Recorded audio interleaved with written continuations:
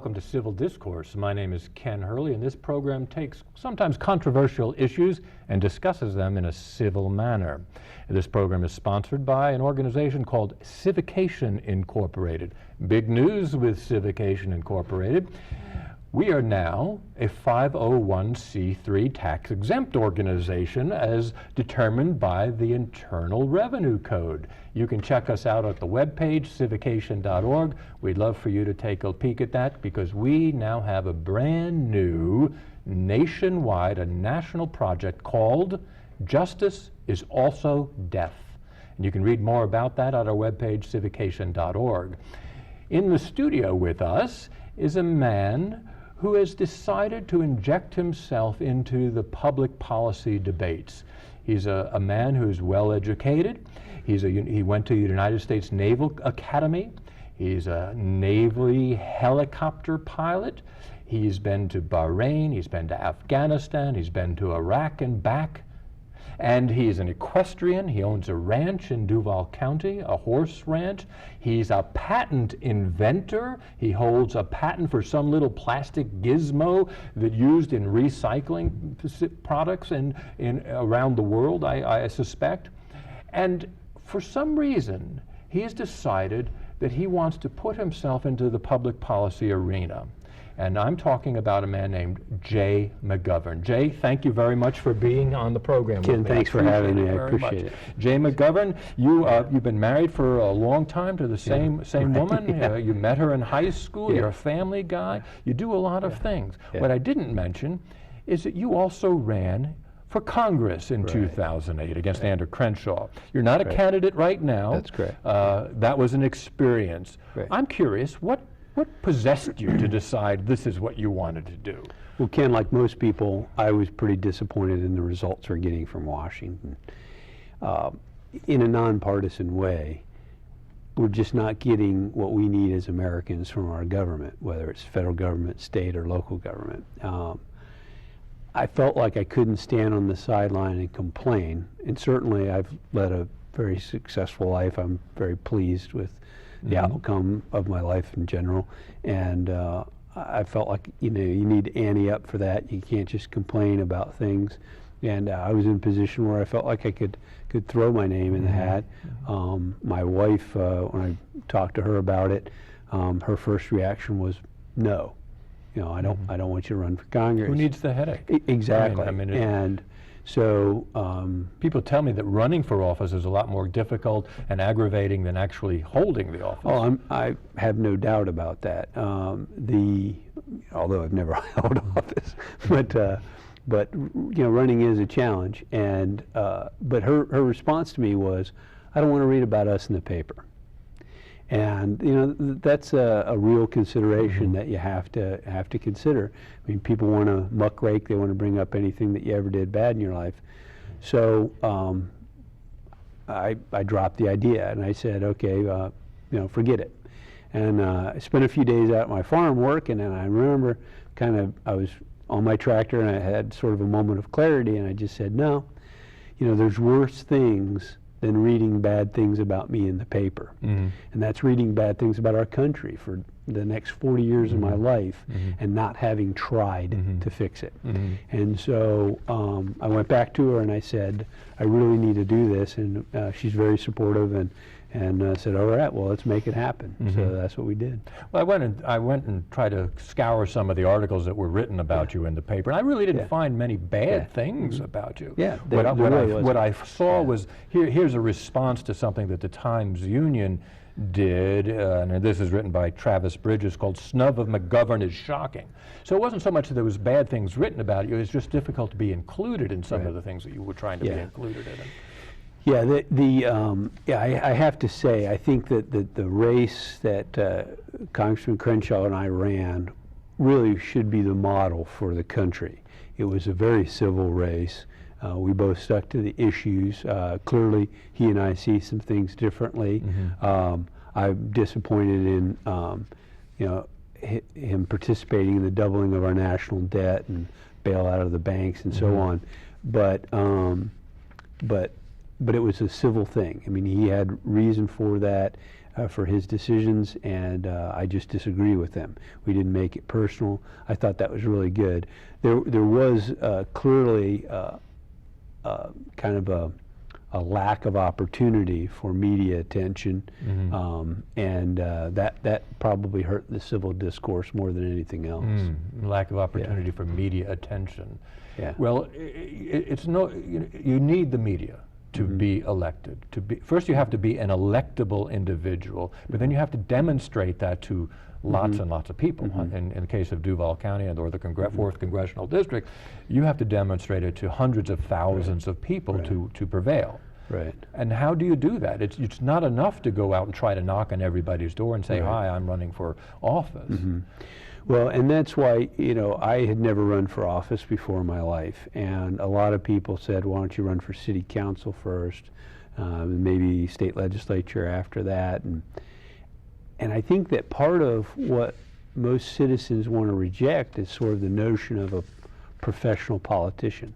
I'm an engineer, I have small businessmen, and I have a job, and I just want to go try to fix some problems and then return home and live the life that I built.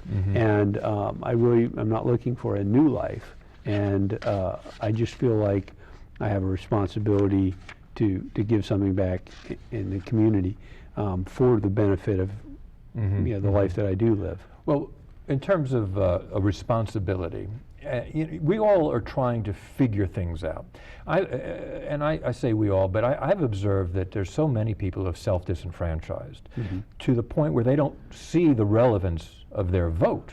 They don't see the importance of their vote. They're so disconnected with what's going on in Washington or what's going on in the city council or what's going on in state legislatures. All of those people are corrupt, they're liars, they're out for their own self-interest. There's strong PACs that lobby and twist and manipulate things, and the rhetoric that people hear is just enough to make their heads spin, so they say, I don't need it, and they don't vote. Right.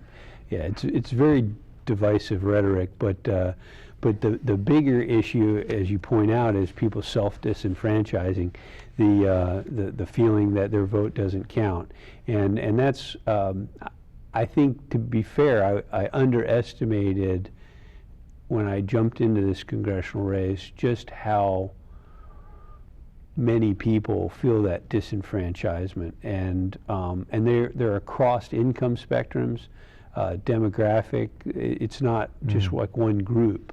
It's not young people or old people or minorities or whatever. It's really across a group, and I underestimated that. That's part of why I created a PAC called Florida Prospers, and we're just getting that going now. And the idea is to remove partisanship from solutions, but to work rather than picking issues of my own. I want to go to the local level, find people who are already working issues and help them.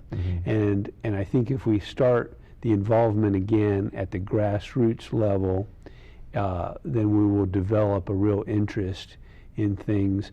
The tea parties that you're seeing around the city, I think that I'm disappointed because I don't think they're civil enough. I think there's a lot of anger there, but the silver lining in that to me is the participation, the thing that it is generating among our citizenry.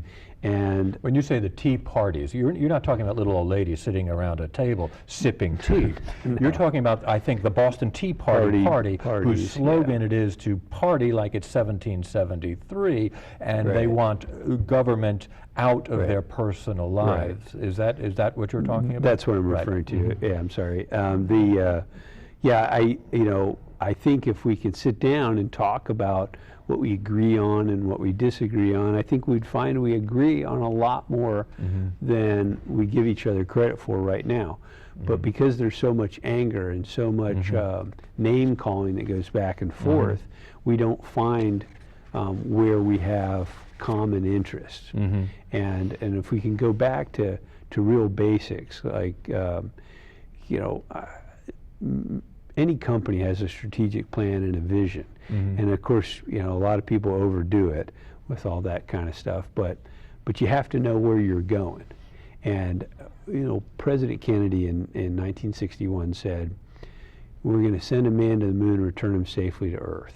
And we got focused on that. And we did it in less than 9 years. As a country, we came together and did it. And with energy, I would contend that we know a lot more about alternative energy today than we knew about space travel in 1961. So I think with proper focus, we could attack something like that and eliminate our dependence on oil, and in a relatively short period of time.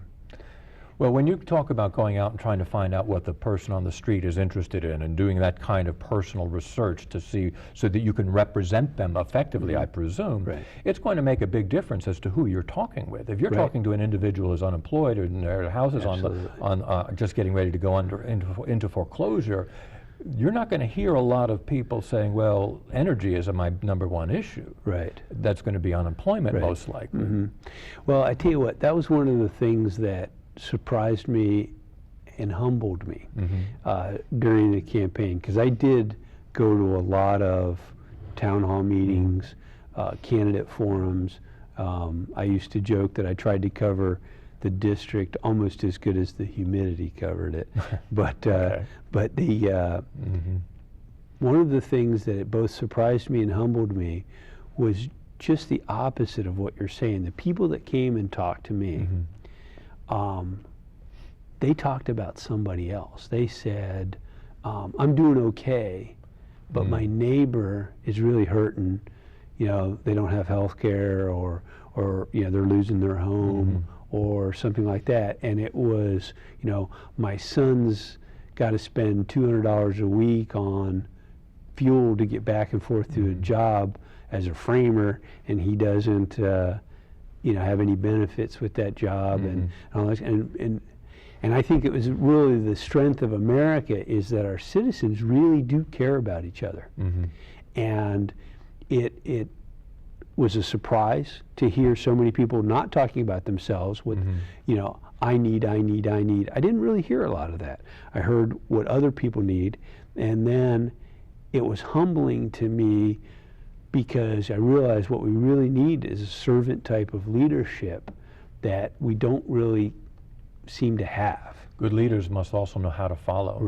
And in a representative democracy, the idea is you're going to represent your constituents and not do it the way you think it should be done. Is that accurate? Yeah, I mean, I've been in the Navy for 30 years now. July 6th was 30 years. And I've been a commanding officer 4 times. And I'm very excited to have had the opportunity to command some of the greatest Americans that you could imagine. But in 30 years, I was a follower a lot more than I was a leader.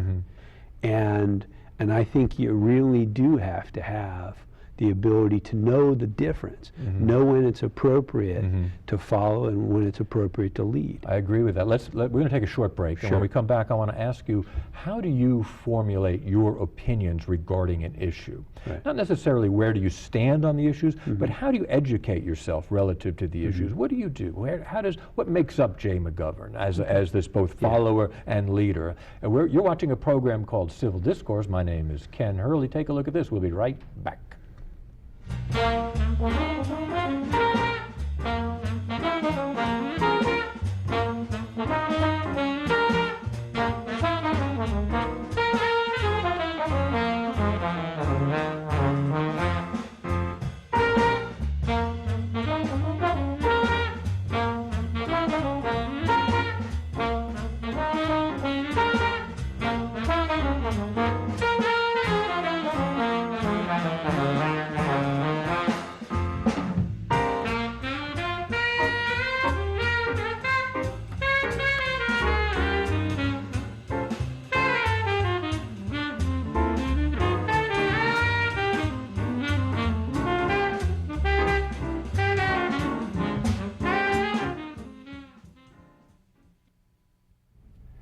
Welcome back. You're watching a program called Civil Discourse. This program is sponsored by Civication Incorporated. Check out our website, civication.org. We're talking with Jay McGovern, concerned citizen at large, a man who wants to affect public policy change, a man who has spent a lifetime studying issues and now wants to get involved in the public arena in some capacity and the public dialogue and the civil discourse. Jay, I'm curious, how do you make a decision? How do you educate yourself? Because a lot of people get their opinions from third-party sources, and it's not really their own opinion. They repeat what they've heard on radio programs, on television programs, and they don't fact-check. They don't go to the source. Let me read some of this to you. I'm going to pick like 5 different political parties and read a quick blurb. For example, Democrats. Their vision emphasizes the security of our nation, strong economic growth, affordable health care for Americans, retirement security, honest government, and civil rights. Now we look at the Republicans. There's 2 major parties in this country. Their platform states that their vision is a country united and free in which all people are guaranteed equal rights and the opportunity to pursue their dreams, defending freedom at home and promoting it abroad. I mean, and their platforms are much more in-depth. And if you were to read the Democrat platform and you were to read the Republican platform, which is something I encourage everybody to do, you'll see stark differences. But let's go into some of the alternative parties, like the Libertarian Party. Their platform seeks, and I quote, a world in which all individuals are sovereign over their own lives and no one is forced to sacrifice his or her values for the benefit of others, unquote. How about the Constitution Party? Their mission statement says they hope to limit the federal government to its delegated enumerated constitutional functions and to restore American jurisprudence to its original biblical common law foundations. And now the Green Party, just one last one. Their platform presents an eco-social analysis and vision for our country. Eco-social, which is, you're talking about wind and energy, and you know, that might be something you might be interested in. But here's the question at large. How do you figure that out? How do you pick a political party? Well, first, you know, you have to look at my background. I'm an engineer. I'm a pretty analytical guy. I like facts. I'm basically a conservative person. On that, I don't guess at numbers. So I dig deeper. That's an important statement. I like facts. Right. Yeah. As opposed to rhetoric. Right. And I don't, you know, I know that if I'm going to end up putting my name on something, I really want it to be able to stand up to criticism or scrutiny. And so, you know, I just dig. I peel the onion. And you know what, layer after layer until you get to the core. And you always end up finding more questions, and so you have to keep digging. But you may find that you're asking the wrong question initially, or there's certainly more to it than meets the eye. Well, and there's dozens of parties, and I just read a few of them. There's actually dozens of parties. And I was originally a Republican, and you know, for many years. Is that how you started? I started. I registered when as you a were Republican. First able to register. Yep, you registered as a Republican. And you know, like most Americans, I would say I wasn't really a party hack. I voted the person, not necessarily a party, so I didn't necessarily vote a straight ticket. But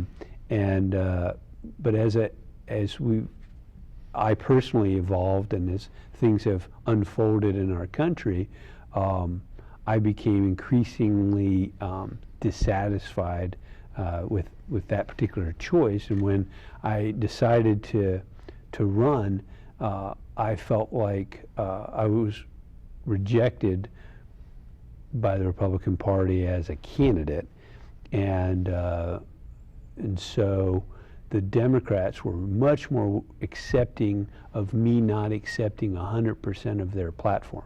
I don't agree with everything that President Obama and certainly that Nancy Pelosi advocates. You know, and it goes back to where I come from as a guy who grew up here in Florida, you know, served in the military, I mean, it's just my life experiences led me to this point. So, and what I tell people when they are surprised that I changed parties, I say I changed parties, not principles.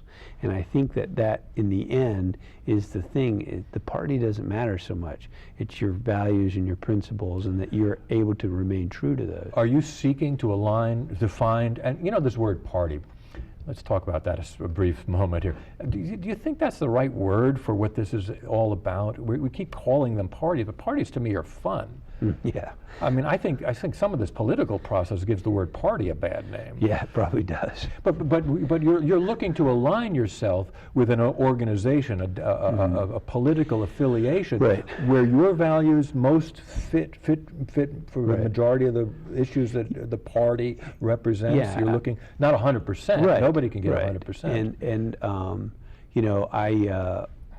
you know, what I see is, you know, in the libertarian model of, you know, minimum government and maximum individual rights, the things they advocate to me are morally congruent with that belief system. I don't necessarily agree. I see other parties also being morally congruent with their, you know, value statements, their mission statements. And I see others that say, you know, small government, and then actually, you know, double the national debt and increase the size of government. And it's that moral incongruent behavior that I kind of reject.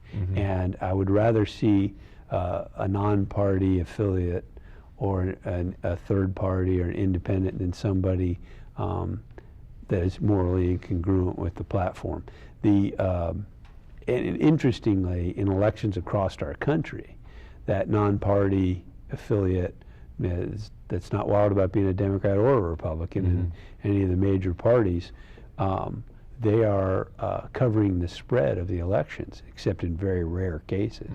So they really are driving who gets elected. Unfortunately, even those people in the Congressional District 4 here in Florida, there's about 18% non-party or third-party voters, but they're still dependent on the two major parties to field the candidates because the infrastructure is there with the major parties to have data, to have fundraising, to do all of those things. And I think business would probably be a better word than party. You talk about peeling away the onion and getting down to the core, the center of whatever the issue is. What does that look like? I mean, take the onion out of the analogy. Yeah. What do you physically do? Where do you go to get your information? Do you go to the library? Do you go to web pages? Do you pick up the phone and call candidates? How do you do that? Yeah, you know, we're very lucky today to have living in the information age. The trick with using the internet as a source of information is you have to actually check its source. I mean, is it someone's opinion or is it a fact? And the other part is, even when something is presented as fact, it may be related, but it's not necessarily a causal factor. And I'll give you a great example is there was a study several years ago that parents who or children who have 6 or more books in their household before they start preschool do better in school when they start school. And so there was a governor, not in Florida, but at another state, that reading that study decided that he wanted to have a program where they sent a book every year to every child that was born in their state. And they wanted to fund it and all that kind of stuff because they wanted these children to be successful. But the fact that these people had books in their house wasn't really the reason the children did better. It's all the choices that those parents made in that household. And so when you start looking at it, it was related to the children's success, but not really a causal factor. So digging is part of it. The other part of it is having the ability to do critical thinking. And there is a methodology to attacking and solving problems. And our education is critical. And one of the things, and is kind of going back to the self-disenfranchisement, people are busy, Ken, and I mean, and they're busy trying to make ends meet and make a better life for their family, and they don't have time to dig into these things like I did as a candidate, and they really, really rely on their elected officials and on the media to present facts, or when it's opinion, to state its opinion. And I think that the fourth estate, our press, is letting us down to a certain extent, and our elected officials are letting us down to a large extent. Well, and the media, they have their own personal biases and their corporate biases, and money plays a big role, and who's getting paid to do what. But you know, we have a special election. A sad thing happened. Jim King passed away, and in order to fill his vacancy in the state legislature, there's going to be a special election held on October 6th in Duval County. And prior to that, there will be a primary election to fill the city council and school board vacancies that are there on September 15th, 2009. September 15th, 2009, special election, first election, special general election will be on October 6th, 2009. You can learn more by going to the Supervisor of Elections webpage, which is duvalelections.org. I believe it's .org. We can just Google Duval Elections and you'll be able to find Jerry Holland's webpage. A lot of information, good information there. So Jay, we've got about 30 seconds to a minute left. How would you like to sum this up? How can we get people to try to enjoy the political process, see the relevance of our government? Government is us. We are the government. It's we the people. Right. I would just, you know, basically recognize that, you know, our form of government is complex, and it's participatory, not a spectator sport. And so we, as individuals, despite how busy we are, we need to participate. If you're one of the people that don't have the time to research it, you need to find somebody that you trust and have them research it for you, and then ask them, you know, how did you arrive at that decision? Thank you for being here. Thank you so much, Ken. Thanks for what you're doing. You're watching a program called Civil Discourse. My name's Ken Hurley. Thank you, Jay. Great. We'll see you next time. Thanks.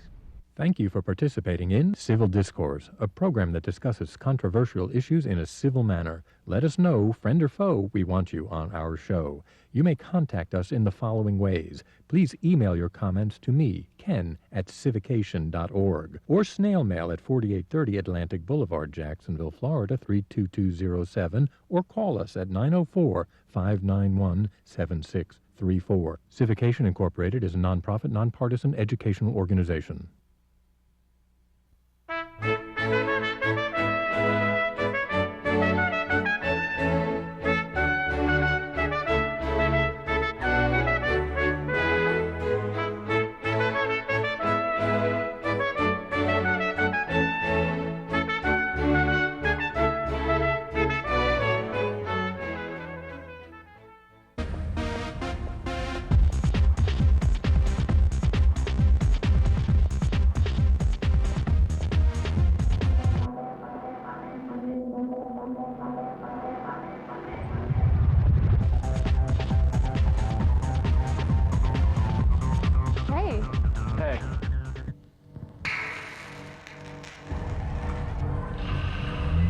Keep your butts to yourself.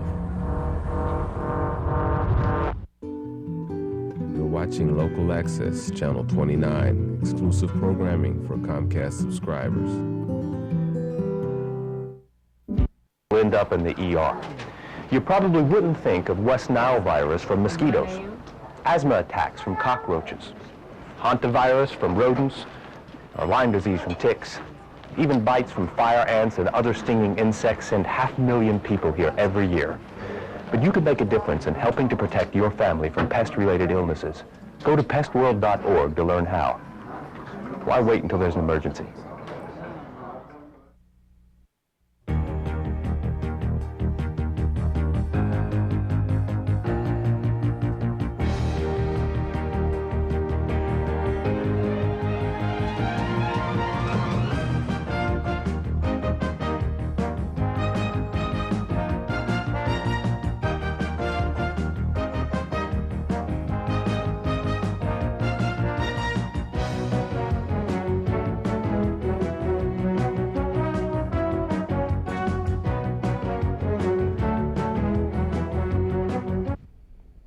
I'm Gordon Robbie, and with Herb Helsel, this is First Coast Journal, a program of information about events and people on the First Coast. Make this a nice place to be any time of year, particularly this time of year.